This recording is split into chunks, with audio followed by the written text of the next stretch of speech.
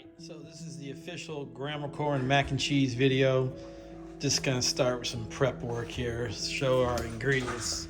Again, 2 pounds of pasta. I'm using a montage of stuff because I don't even know. A montage, is that the right word? I don't know. We got some flour, got some good salt and pepper. Normally I would use Vermont sharp cheddar. I get 2 blocks and grate it all in a food processor, but I also would use this anyway because that way you leave it with a little bit of an orange, you give it some color, because the Vermont white cheddar, extra sharp white cheddar, is very white, and so this gives it a little mac and cheese color. And then this is the Dave Fox version with the ham. So in each layer there'll be a section of ham, and we'll end up with milk. And I'm going to slice this down into probably either 12 or 16 slices of butter. So just take a good old butter knife and do the slices. You don't have to make them too thick. If you want to get four to a layer, then I would do 16 slices. If you want to get 3 slabs to a layer, do 12. But I'm gonna probably do it as, oh, that was too thin. Maybe I shouldn't use this butter knife. Probably should use something a little sharper. I just want to get the point across. Ah, sorry. Come on. Now I'm just kind of winging it. But this is the secret ingredient. If you don't have the butter, it just ain't Grandma Corwin's mac and cheese. See? Now it's all prepped and ready to roll. Okay,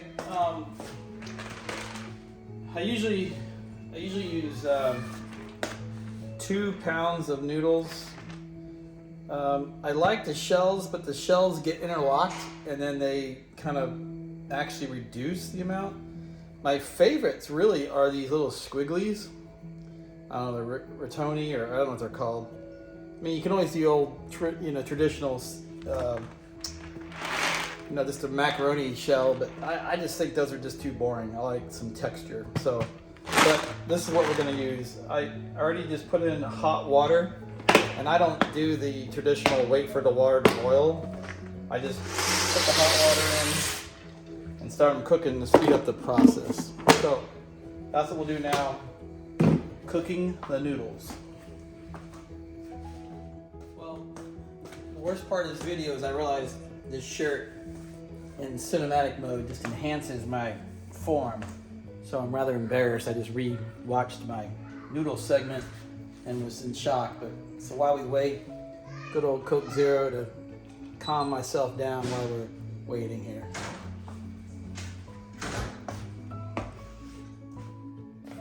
Also, on today's cooking event, we are going to use a Insta Pot rather than a crock pot.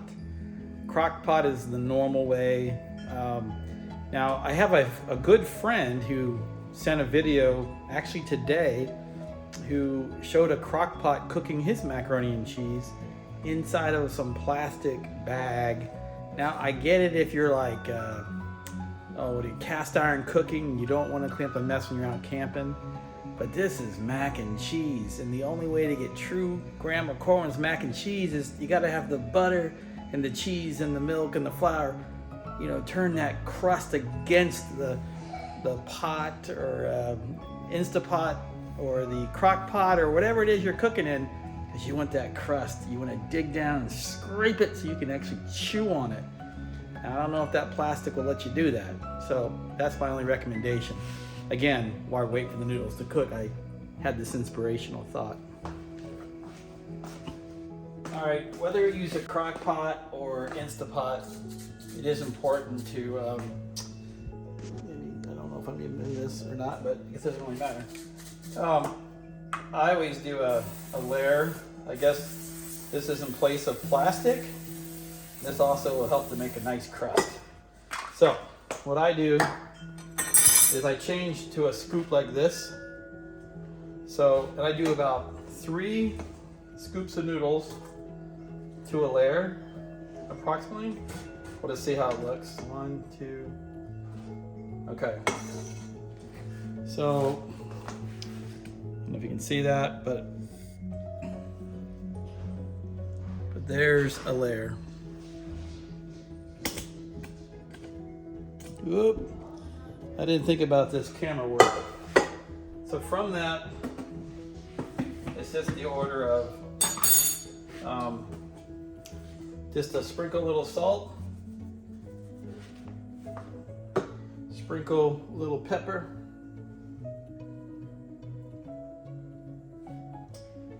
oh my gosh, I feel like I'm thinking I'm missing something here. No, I guess not. So then you just take, you know, like, think of flour like that. You just kind of make it so it's all kind of like white. Doesn't have to be really thick. That's what gives it the texture and stuff. So that's what a flour layer looks like so far. And then we just go some flour. Then we go to the cheese. So I did like 16 pieces, but some of these were big, so I'm just gonna put them like in like a triangle on top. And then, oh shoot, I forgot the ham. We'll do some ham, just a handful of ham, just on this layer. I probably would have put the ham before the flour, but that's okay. And then you just top with a layer of cheese.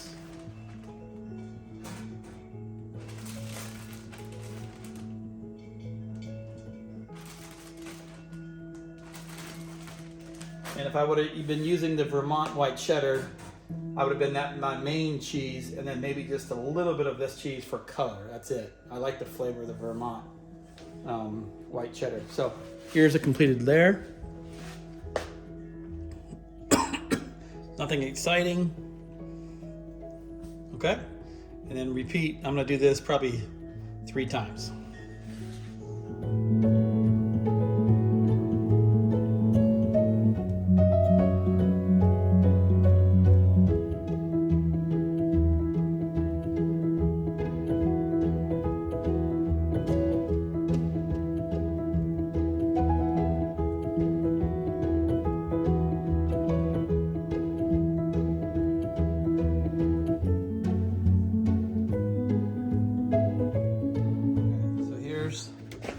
The final product, and what I sometimes do is kind of mush it down a little bit, but this is where the milk is critical.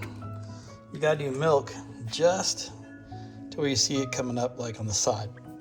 That's what the directions call for. So I kind of like, you know, pour it all around, you know, so it gets equal. You spread. You're kind of, this is kind of mixes with the flour and the butter and makes that like delicious crust, and this is what makes it Graham and Corwins mac and cheese. But really it's the Vermont Cracker Barrel of Vermont white cheddar is the real ingredient that makes it perfect.